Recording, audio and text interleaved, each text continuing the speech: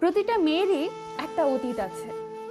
কেউ শারীরিকভাবে যন্ত্রণার শিকার হয়েছে, কারো বা রয়েছে প্রচন্ড হিংস্র ব্যবহারকারী মা বাবা, কারো কারো রয়েছে হঠাৎ কৈশোরে পা ধাওয়ায় জন্মে ওঠা নানা ভয়ের মতো ইস্যু, কারো রয়েছে ছোটবেলা থেকেই নিজের পরিবারের সদস্যদের কাছ থেকে নির্যাতিত হবার যন্ত্রণা, কারো কারো রয়েছে নিজের সর্বস্ব উজাড় করে দেওয়া মানুষটার সাথে ভেঙে যাওয়া সম্পর্কের চাপা আর্তনাদ, কারো রয়েছে ভালোবাসা নামে জোর করে বিছানায় টেনে নেওয়ার মতো হৃদয় বিদারক কাহিনী, কারো রয়েছে ক্লাসের রোল 1 থেকে নেশার কালো দুনিয়ায় নেমে আসার মতো কাহিনী, কারো রয়েছে ডেট রেপ্টের মতো বিভৎসকর কাহিনী, কারো রয়েছে নিজের প্রাক্তনের কাছ থেকে প্রতিনিয়ত ব্ল্যাকমেল হয়ে যাবার কাহিনী, কারো রয়েছে পিরিয়ড নামক ডাইনির মারাত্মক যন্ত্রণা।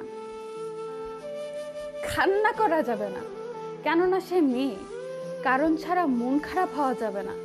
হয়তোবা লুকিয়ে প্রেম করে হাজারটা প্রেমিক, খেয়ে ছেড়ে দিয়েছে তাই কান্না করছে সে। কারো রয়েছে ভেঙে যাওয়া পরিবার, কারো রয়েছে ডিভোর্সের মতো ইস্যু, কারো রয়েছে আর্থিক সমস্যা, কারো রয়েছে দুবার সুইসাইড করতে যেও না পারার আর্তনাদ। তুমি যদি উপরের ঘটনার মতো এমন কোনো মেয়েকে দেখো, তবে দেখবে সে সব সময় হাসি মুখে থাকে, শক্ত করে গুছিয়ে চুল বেঁধে নিয়েছে, চোখের নিচে জমে থাকা কালিতে কাজল দিয়ে ঢেকে দিয়েছে, একাই পথ চলতে শিখে গেছে। সে চলে যাচ্ছে তার ভবিষ্যতের দিকে এগিয়ে। তুমি দেখবে তার মাঝে এখনো কিছু আশা বেঁচে আছে। তার সাথে একবার মিশলে দেখবে তার ভেতরে এখনো কত ভালোবাসা। সে বুক উজাড় করে তোমায় ভালোবাসবে, অনেক ভালোবাসবে। তুমি তার সাথে মিশলে দেখবে কত পবিত্র তার আত্মা, তার মন কত সুন্দর। সব সময় এমনই হবে না যে সে তোমার প্রতিবেশী কিংবা দূরের দেশে থাকা কোনো মেয়ে।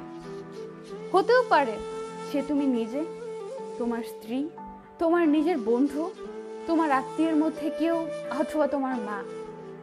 মেয়েদেরকে তার অতীত দিয়ে বিচার করো না, তাকে ভালোবাসো, তাকে সম্মান করো, তার পেছনের যন্ত্রণা ভুলিয়ে দিতে তাকে সাহায্য করো। তুমিও মানুষ, সেও মানুষ। খোদার কাছে তার জন্য প্রার্থনা করো যাতে তার যন্ত্রণাগুলো একটু হলেও কমিয়ে দেন।